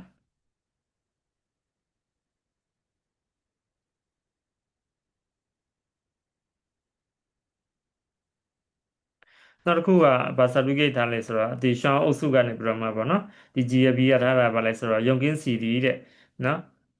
အာဟိုပါပေါ့အဖြစ်များတဲ့ကင်ဆာ85%တိဟန်တာပေးတယ်ပေါ့နော်ပြီးတော့မှကုသခက်တဲ့ကင်ဆာတွေ90%ခန့်ထားပေးတယ်နောက်ကဥကောင်းတဲ့လေကြောင်းကင်ဆာနော်ရှာကင်ဆာစသဖြင့်ပေါ့တာရွက်ကင်ဆာလင်ဖိုမာလို့ခေါ်တဲ့တန်ငန်ရောကင်ဆာနောက်တစ်ခါကျတော့မိုင်လိုမာလို့ခေါ်တဲ့ဒီမဲ့ကင်ဆာเนาะဒါမဲ့ကင်ဆာဆိုကျွန်တော်တို့ဒီဟိုမှာအရေပြားမှာဖြစ်တာเนาะမိုင်လိုဆိုတာဒါဒီအရေပြားမဲ့ပေါ့เนาะ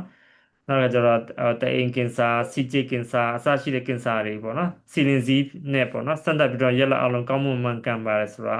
GRP certify ရတာတယ်နော်ဆိုတော့ certify ဆိုတာဒါ laboratory ကနေတုံးထူတာဒါဒီ okay ဒီဟာတွေတကယ်မှန်ကန်တယ်ဆိုတဲ့အပိုင်းမှာဒါလက်တွေ့စမ်းသပ်မှုတွေရရှိထားတာဖြစ်ပဲနော်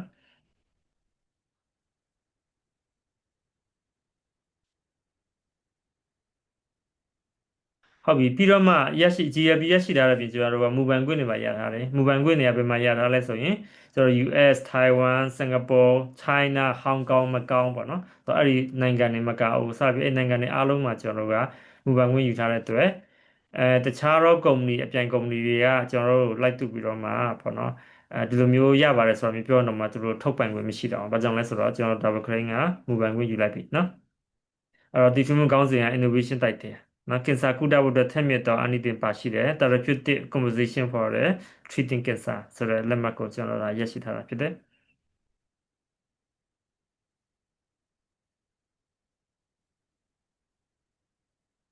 နောက်တစ်ခုကကြတော့ကျွန်တော်တို့ကတခြားသောဒီအနောက်တိုင်းခုထုံးနေနဲ့တွဲပြီးတော့မှခုတဲ့ခါမှာတိုးတက်မှုတွေပေါ့နော်တိုးတက်မှုတွေနော်အဲ့တော့စီလင်စီးရတယ်ဒီဟိုနော်ကင်ဆာတွေကိုကုသရမှာတဲ့အထောက်အကူပြုပြီးတော့မှထိရောက်မှုတိုးစေတယ်အဆိပ်အတောက်တွေကိုလျှော့ချပေးတယ်နောက်တိုင်းဆေးကုထုံးနေပေါ့နော်ကျွန်တော်တို့ဒီစီလင်စီးနဲ့တွဲကုတဲ့ခါမှာအနောက်တိုင်းကုထုံးရဲ့ဗိရက်ဆိုးကျိုးကိုကာကွယ်ပေးပြီးတော့မှအနောက်တိုင်းဆေးရဲ့ကုထုံးတွေကိုထိမြက်စေတဲ့အကြောင်းကိုလည်းကျွန်တော်တို့ GLP certify ရထားတယ်နော်ဒီမှာသင်ကြည့်လိုက်မယ်ဆိုရင်အာစစ်ပလစ်အာစစ်ပလက်တင်လို့ခေါ်တဲ့ဆေးပေါ့နော်ဒါဒီကီမိုရဲ့အမျိုးအစားစစ်ပလက်တင်ဆိုတဲ့ဆေးနော်ဆိုတော့အဲ့ဒီဆေးနဲ့ကျွန်တော်စီလင်စီနဲ့တွဲကူးတဲ့ခါမှာစစ်ပလက်တင်ပဲဆိုရင်တော့89%ပဲကောင်းတယ်အဲ့တော့စီလင်စီနဲ့တွဲကူးတဲ့ခါမှာ86.4%တွေကောင်းတော့တွေ့ရတယ်နောက်တစ်ခုဆေးရပါလဲဆိုတော့အာဟိုပါပေါ့ Trispas ပေါ့နော်သို့မဟုတ်ပေါ့နော်Atto tennis လို့လည်းခေါ်တယ်နော်အဲ့ဒီက target ဆေးပဲသူလည်း targeted ဒီ targeted ဆိုတာကကျတော့ဒီအနောက်တိုင်းဆေး targeted ပေါ့နော်ဆေးနော်အဲ့ဒီဆေးကကျတော့အဲဒီ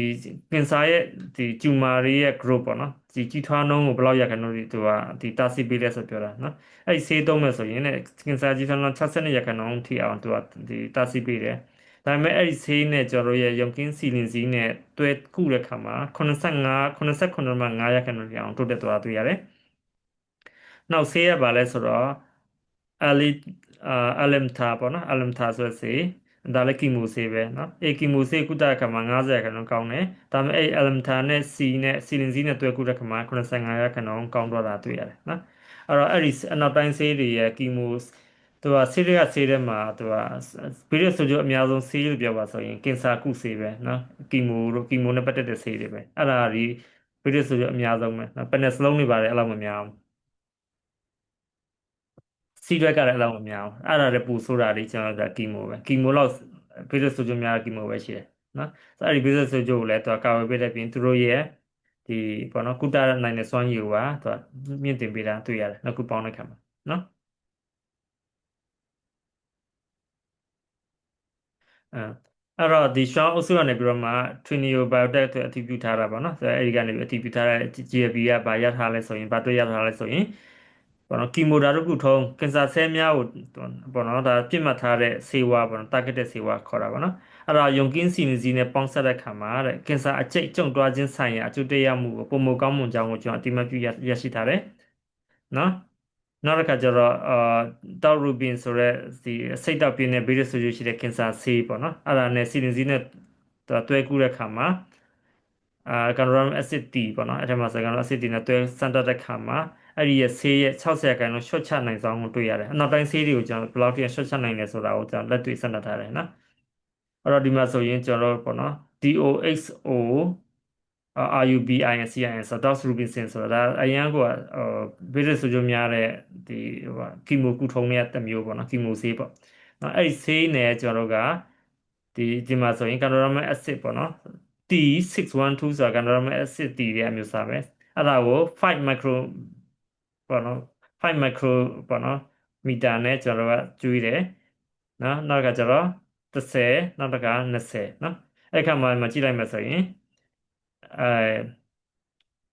ပုံမှန်လေးဆိုရင်ကျွန်တော်တို့ကဒီ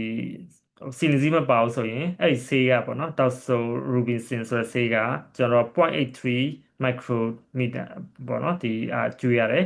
ဒါပေမဲ့5 micro လောက်ကျွန်တော်ကစီလင်စီ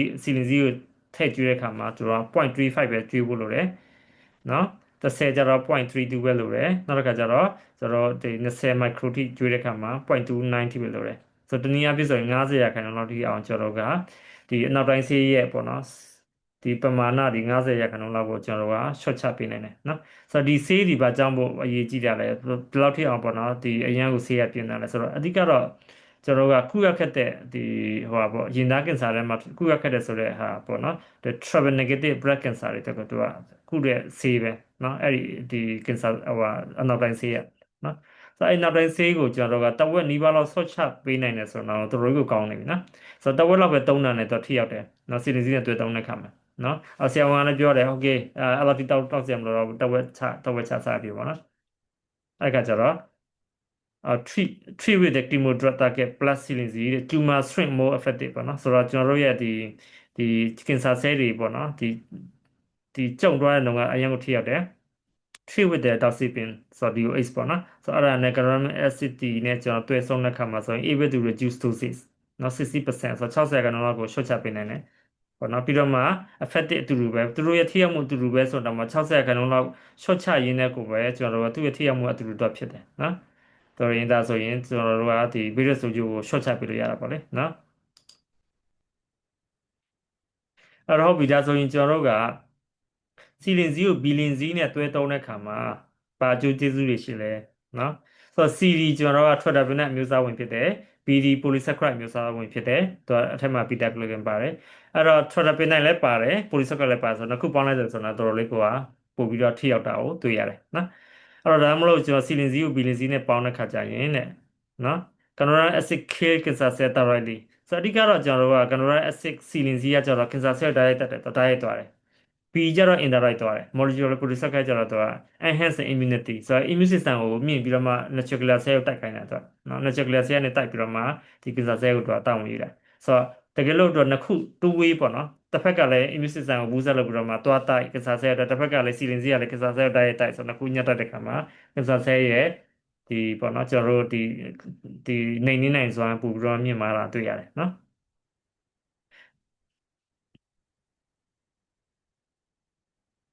အဲ့တော့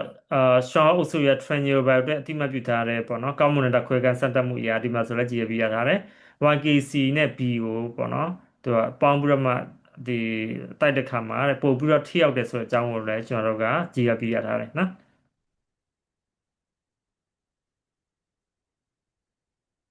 အဲ့တော့ဒီမှာဆိုရင်ကြည့်လိုက်မှဆိုရင်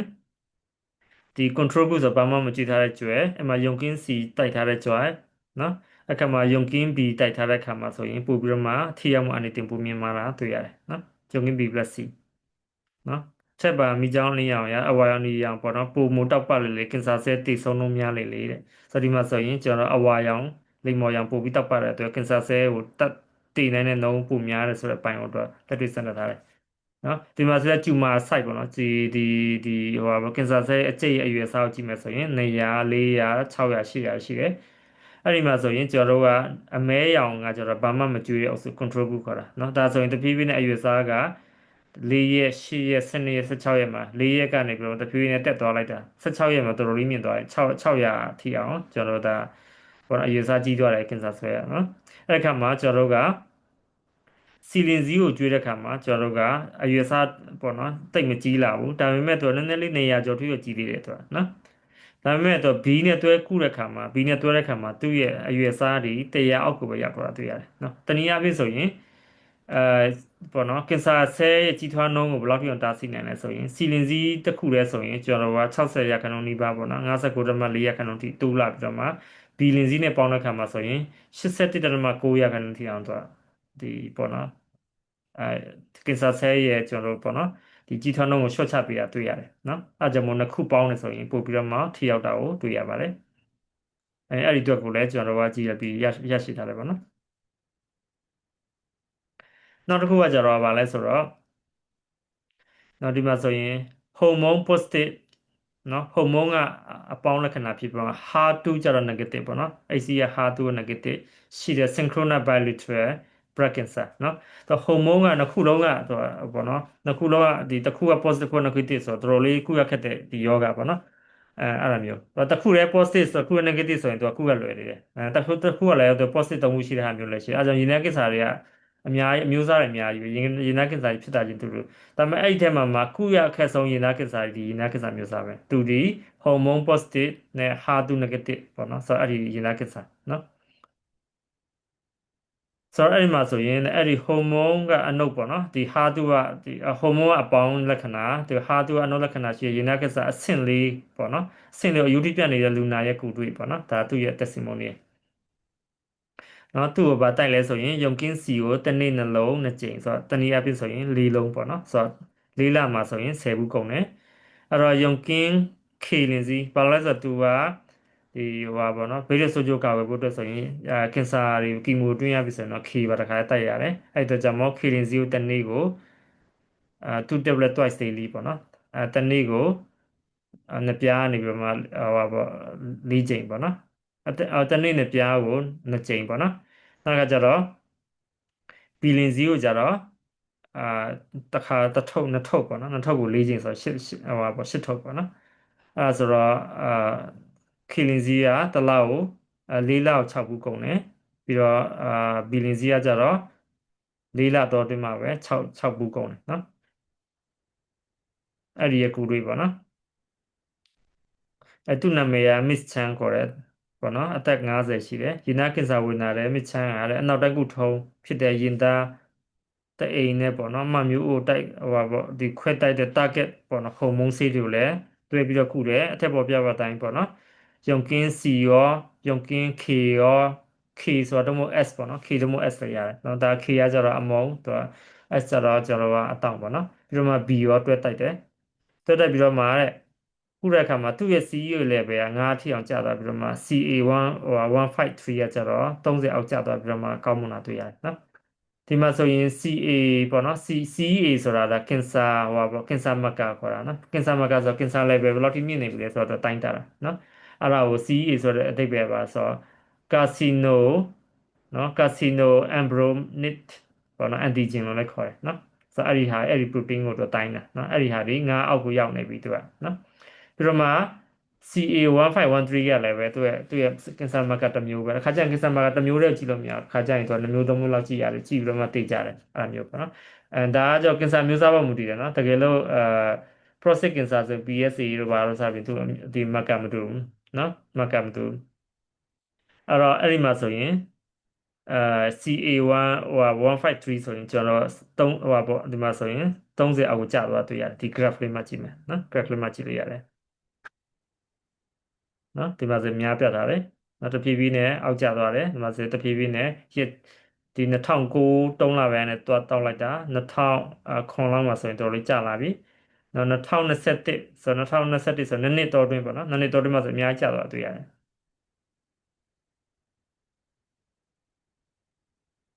နော်နောက်တစ်ခုကတော့ဒါဟိုပါပေါ့နော်အစာအိမ်ကင်ဆာခုနရင်သားကင်ဆာခုနလည်းရင်သားကင်ဆာနောက်ဆုံးအဆင့်တော့အဆင့်၄ဒါလည်းပဲအစာအိမ်ကင်ဆာအဆင့်၄နောက်ဆုံးအဆင့်ပဲနော်ဆရာဝန်လည်းလွတ်လပ်ပြီး the gastric cancer cannot operate ဆိုတော့လုံးဝခွဲလို့မရဘာကြောင့်လဲဆိုတော့အဓိကတော့ဒီပေါ့နော်ဟိုပါပေါ့သူအရန်ကကင်ဆာဆဲကကြီးနေတယ်ခွဲလို့မရဘူးနော်ဆရာဝန်ကတော့အိမ်မှာပဲအဲ့ဒီစီနာပြီးတော့စောင့်ရှောက်ဖို့ပဲပြောတယ်ပေါ့နော်ဒါဆရာဝန်လည်းလွတ်တဲ့အပိုင်းပေါ့သူကမစ္စတာချန်အသက်60နော်အဲ့တော့2022တုန်းကတွေ့ရတာနော်သူကကီမိုကတော့ကျွန်တော်က၄ချိန်ပေါ့နော်ပြီးသွားတယ်နော်သူကဒီဧပြီလမှာပေါ့နော်ဒီကီမို၄ချိန်ပြီးတယ်နောက်ထပ်2ချိန်နဲ့ကုခဲ့တယ်ပေါ့နော်အဲ့တော့တာမန်ကျမ်းမာတယ်ပေါ့နော်သွေးပြူသူ့ရဲ့ဒီသွေးပြူဟိုပါပေါ့နော်အရေးအတွက်ကပထမတော့ကဆိုရင်ကျွန်တော်တို့ကတော်တော်လေးနည်းနေတယ်နော်အဲ့တော့တာမန်ကျမ်းမာတဲ့ပေါ့နော်ဒီသွေးပြူကကျတော့တာမန်လူတစ်ယောက်ဆိုရင်အနည်းဆုံးသွေးပြူအရေးအတွက်ဒီ3400နေပြီးတော့မှ9500ကျရှိရမယ်နော်အဲ့တော့ဒါပေမဲ့သူ့ရဲ့သွေးပြူ white blood cell အရေးအတွက်ကဘယ်လောက်ပဲဖြစ်နေလဲဆိုတော့2025လပိုင်းတုန်းကဆိုရင်3000ကျော်ပဲရှိတယ်3100ပဲရှိတယ်ဆိုတော့သူ3400တဲ့အောက်ကိုရနေပြီအဲဒါကြောင့်မို့ကုတမှုတာမခံယူရင်တော့ကနော်အဲ့ဒါမှ9လပိုင်းဒီ31ရက်နေ့ကျတော့တိတ်မကြဘူးเนาะတစ်ပတ်တော်အတွင်းမှာပဲ9300ကိုတက်သွားတယ်ပေါ့နော်9300ဆိုရင်ဒီမှာ3400ကျော်သွားပြီနော်အဲ့တော့6လပိုင်းမှာကြည့်လိုက်မှာဆိုရင်8800ကျော်ပြီနောက်တစ်ဖြည်းဖြည်းနဲ့9100နောက်ဆုံးမှာဟီမိုဂလိုဘင်နောက်ဆုံးမှာ9100တိဖြစ်သွားတယ်ဟီမိုဂလိုဘင်ကလည်းဒီပထမတော့ကဆိုရင်ပေါ့နော်ဒီဟိုပါပေါ့နော်ဟီမိုဂလိုဘင်ကလည်းပဲဟီမိုဂလိုဘင်ကဘယ်ကြားနဲ့ဘယ်ကြားမှာရှိရမလဲဆိုရင်တမန်ကျမ်းမှာဆိုရင်73.3ကနေ18.2ကြားမှာရှိရမယ်နော်အဲ့တော့ဆေးမကုတခင်မှာသူ့ဟီမိုဂလိုဘင်က4ပဲရှိတယ်နော်အဲ့တော့ဆေးကုတပြီးနောက်မှာ9.6တိဖြစ်သွားတယ်နော်တိုးတက်သွားတာတွေ့ရတယ်အဲ့တော့သူ့ရဲ့ကိုယ်လေးမှာဗာပြောထားလဲဆိုတော့ကျွန်တော်ဦးလေးကအဆိုင်ကင်ဆာဖြစ်တာနောက်ဆုံးဆင်းရောက်နေပါတယ်တဲ့ဆရာဝန်ကအဆင့်လေးလို့ပြောတယ်တဲ့သူမိသားစုကတော့တည်သွားတယ်ပေါ့ဟိုပါပေါ့နော်သူတည်သွားတဲ့ဟာကိုဒီတိုင်းပဲကြည်နေတာကိုပေါ့နော်လက်မခံနိုင်ဘူးလို့ပြောတယ်တဲ့အဲ့ဒါနဲ့သူ့ရဲ့ပေါ့နော်ဒီဘဝအည်သွေးတွေကိုထိမ့်ချုပ်ဟိုပါပေါ့နော်ဒီထိမ့်သိမ့်နေအောင်ဆိုပြီးအကောင်းဆုံးကြိုးစားကြတယ်တဲ့အဲ့ဒီမှာခွဲစိတ်မှုမပြုခင်မှာပဲတဲ့ဓာတုကုထုံးတစ်ခုတည်းတာပေါ့နော်လှုပ်ဆောင်နိုင်တယ်လို့ဆရာဝန်ကပြောတယ်ပေါ့နော်ခွဲစိတ်လို့မရဘူးပေါ့နော်ဓာတုပုံမှန်အဖြစ်ဆိုရင်ကစားဖြစ်ရင်ဓာတုကုထုံးကီမိုတွင်းတယ်ပြီးဆိုရင်တက်ကင်တယ်ပြီးဆိုရင်ကျွန်တော်တို့ကဟိုပါပေါ့နော်operation လုပ်တယ်သူကကျတော့တစ်မျိုးပဲလုပ်လို့ရတယ်နော်အဲဒါကြောင့်မို့တဲ့ကျွန်တော်မိသားစုကကီမိုကုထုံးကိုမခံနိုင်တော့တာမြင်လိုက်ရတယ်ပေါ့နော်သူကီမိုကိုလည်းမခံနိုင်တော့ဘာလို့ဆိုဒီဟိုဟာတွေကအရန်ကျနေ platelet တွေအရန်ကျနေပြီဟီမိုဂလိုဘင်တွေအရန်ကျနေတော့နော်အဲ့ဒီတုန်းကဆိုရင်တဲ့ကျွန်တော်ဦးလေးဟာတဲ့ပေါ့နော်မတက်ရက်ပြီးအစာစားဖို့ခက်ခဲတယ်ပိုက်ရမ်းနာတယ်တဲ့သူ့ရဲ့ကိုယ်လေးချင်းဆက်ပြီးတော့ကျဆင်းနေတယ်အားလုံးနဲ့သူကပထမတော့တဲ့ရှောင်းဟောရတဲ့ဘခရင်းကနေပြီးတော့မှထုတ်တဲ့ပစ္စည်းတွေမှာပြီးတယ်ကုတမှုဆက်လက်ပေါ့နော်လှုပ်ဆောင်ဖို့အတွက်တဲ့သူ့ကိုခွန်အားပေးတယ်ပေးဖို့အတွက် upline နဲ့ပေါ့နော်ဆွေးနွေးတယ်အဲ့တော့မေလ3ရက်နေ့မှာဆေးရုံတက်တယ်ရှောင်းဟောထုတ်ကုန်တွေကိုယူသွားခဲ့တယ်မေလ18ရက်နေ့မှာပထမဆုံးကီမိုတွင်းပြီးတော့မှပေါ့နော်စရုထားမြောက်ကီမိုကိုဇွန်လ28ရက်နေ့မှာတွင်းခဲ့တယ်တဲ့ပြီးတော့ပိုလန်10တုပ်ပရိုတင်း3ထုပ်နဲ့ရှောင်းဟောလက်တူဘရီ6ထုပ်ကိုစတင်တိုက်တယ်ပြီးရနဲ့ကျွန်တော်ကရောင်ကင်းစီလင်စည်းကိုညအရာမဝင်ခင်မှာ3လုံးနော်ဘီလင်စည်းကိုတစ်နေ့ကို2ထုပ်ကီလင်စည်းကိုတစ်နေ့ကို3ထုပ်တောက်ပြီးတော့မှပေါ့နော်ကီမိုဆေးပေါ့နော်ကီမိုဟိုပါပေါ့ကီမိုကုတမှုကိုတဲ့ပေါ့နော်ဆေးတူဆေးစာတွဲကူတယ်ပေါ့နှစ်ခုလုံးပေါ့နော်ကီမိုကိုနှစ်ခုလုံးတွဲကူတယ်အဲ့တော့ကီမိုကုထုံး၄ချိန်ပဲတော့ခိုင်းနိုင်တယ်ပေါ့နော်လူနာရဲ့အခြေအနေကတော်တော်လေးကိုကောင်းမွန်ပြီးတော့မှဆရာဝန်ကသိရှိတဲ့ခါကျတော့တဲ့ကီမိုကုထုံးကို6ချိန်ထိအောင်တိုးပြလိုက်တယ်တဲ့ အဲ့ခါမှာသူ့ရဲ့ကိုယ်ရေးချိန်ကလည်းပဲ55နေပြီးတော့61ထိအောင်တိုးတက်လာတာတွေ့ရတယ်ပေါ့နော်အခုစဉ်ကင်ဆာနှုန်းကိန်းညွှန်းကိန်းရဆိုရင်လည်းဘယ်လောက်ပဲရှိတော့လဲ C80 0.2ရဲ့အောက်ပဲရှိတော့တယ်ဒါစဉ်ပုံမှန်ဖြစ်သွားပြီပေါ့နော်ပြီးတော့မှ CA119 198ကလည်းပဲ4ပဲရှိတော့တယ်ပေါ့နော်ဒါဆိုရင်ပုံမှန်ဖြစ်သွားပြီပေါ့နော်ပုံမှန်ကျန်းမာလာပြီနော်ဒါဆိုရင်တော်တော်လေးကိုထူးခြားတဲ့ကိုယ်တွေ့တွေပေါ့နော်ဒါနောက်ဒီနောက်ကိုယ်တွေ့ပေါ့နော်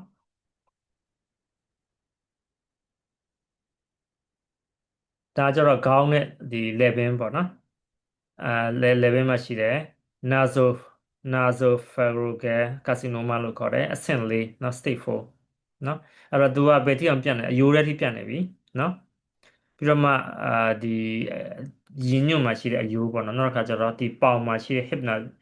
hip ဆိုရဲကျွန်တော်တင်မမှာရှိတဲ့တင်ပဆုံယိုးပေါ့အဲ့ဒီထဲထိအောင်ပြတ်နေပြီသူကနော်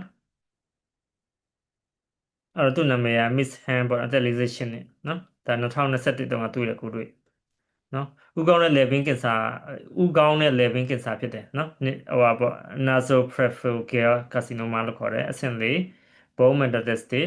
နော်အယိုးရည်ပြန့်နေပြီရင်ညွန့်ရိုးပေါင်ရိုးပေါ့နော်အဲ28အမျိုးသမီးပေါ့48နှစ်သူ့နာမည်ပေါ့နော်2021အောက်တိုဘာထိုင်ဝမ်နိုင်ငံသူဖြစ်တယ်အမကြီးရတဲ့သူကခေါင်းနဲ့ပေါ့နော် living kit စာအဆင့်၄ရှိတယ်အယူရည်ပြန့်သွားပြီတဲ့ရှန်ဟော double crane လင်းစည်းထုတ်ကုန်တွေနဲ့ပေါ့နော်ဆေးရုံဆေးကန်းဆရာဝန်တွေတွဲကုတာတယ်ပေါ့နော်အမယူရတဲ့တမန်သူတယောက်လိုနေထိုင်ဖို့အတွက်ပေါ့နော်ရုပ်ပိုင်းဆိုင်ရာကိုစိတ်ပိုင်းဆိုင်ရာပါခွန်အားပေးခဲ့တယ်တဲ့ဆိုတော့ဧပြီလ1ရက်နေ့မှာဆရာဝန်စီကိုလိုက်သွားတဲ့ခါမှာဆရာဝန်ကပေါ့နော်ရင်ဘတ်အကျိတ်ကပျောက်သွားပြီပေါ့နော်ဥကောင်းတဲ့လယ်ပင်မှာအကျိတ်ရှိနေတော့ပဲတဲ့ဒါပေမဲ့ဥကောင်းတဲ့လယ်ပင်မှာရှိတဲ့အကျိတ်ကတိတရာကျသွားပြီတဲ့အယူထဲမှာတော့ပေါ့နော်ဒီကင်ဆာကျိတ်ကရှိနေသေးပေမဲ့တဲ့မကြီးထွားလာဘူးတဲ့ဒါကြောင့်မို့လို့အဲ့ဒီအချိန်မှာတော့ဆရာဝန်ကအခုတရပိုကောင်းလာပြီလို့ဆုံးဖြတ်တာကြောင့်တဲ့တင်ပဆုံရိုးတွေကကင်ဆာအကျိတ်ကိုပေါ့နော် radiotherapy နဲ့တော့တက်ကင်တာပေါ့နော်12ကြိမ်ကင်လိုက်တယ်ပေါ့နော်ပြီးတော့မှအုံနောက်နဲ့ level ထဲမှာရှိတာကိုじゃ proton နဲ့တက်ကင်တာတော့ proton နဲ့ radio နဲ့မတူတက်ကင်တာမျိုးစားခြင်းနော်အဲ့ဒါ25ကြိမ်လောက်လိုက်တယ်တဲ့တစ်ချိန်ထဲမှာပဲကီမိုကလည်း5ကြိမ်တွင်းနေပေါ့နော်အဲ့တော့ double green ရှောင်းထုတ်ကုန်တွေကဘာနဲ့တွဲသုံးဖြစ်လဲဆိုတော့အဲ့လိုအနောက်တိုင်းကုထုံးကုရင်းနဲ့စီလင်ဇီကိုကျတော့တစ်နေ့ကို9လုံးတောက်တယ်ဘယ်လိုတောက်လဲဆိုတော့မနေ့ကို2လုံးညနေကို2လုံးပြီးတော့ညအိယာဝင်ကနေကို1လုံးပေါ့နော်တောက်တယ်တဲ့အဲ့တော့ဘီလင်ဇီကျတော့တစ်နေ့ကို8ထုတ်ပေါ့နော်တောက်တယ်ကီလင်ဇီကိုကျတော့တစ်နေ့ကို2ထုတ်တောက်တယ်အဲ့တော့ရေဒီယိုဓာတ်ရောင်ခြည်ကုထုံးတက်ကင်တာတွေခွဲစိတ်တာတွေကီမိုတွေပေါ့နော်အားလုံးပေါ့နော်တွဲပြီးကုသပြီးတော့မှအခုဆိုရင်တက်တာသွားပြီပေါ့နော်ဆိုတော့ကုသမှုတွေအားလုံးနဲ့တွဲပြီးတော့ကုသခါမှာတက်တာနော်အဲ့တော့ radio operation chemo နော် injection oral proton therapy ရောင်ကင်း C က9လုံးတစ်နေ့ကိုနော် B ကတစ်နေ့ကို8ထုတ် K ကတစ်နေ့ကို2ထုတ်နော်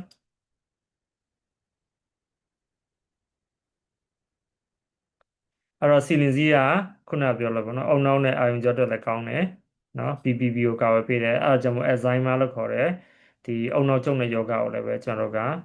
ဒီဟိုပါပေါ့နော်ကောင်းမွန်တယ်ပေါ့နော်ဒီမှာဆိုရင်ကျွန်တော်လက်တွေ့စမ်းသပ်ထားတာကျွဲအုံနောက်ပေါ့နော်ဒီမှာဆိုရင်တမန်ကျန်းမာတဲ့ကျွဲနော်အဲ့ခါမှာကျွန်တော်ဒါ enzyme ဖြစ်စေတဲ့ကျွဲ enzyme ဖြစ်တော့ဒီမှာဆိုဒီအုံနောက်ကလေးကဒီမှာကကြီးပုံတွေကတဖြည်းနဲ့ကျုံသွားတယ်မှာအနီရောင်ကွက်ထဲမှာကြည့်လိုက်နော်အဲ့ဒါကိုကျွန်တော်တို့က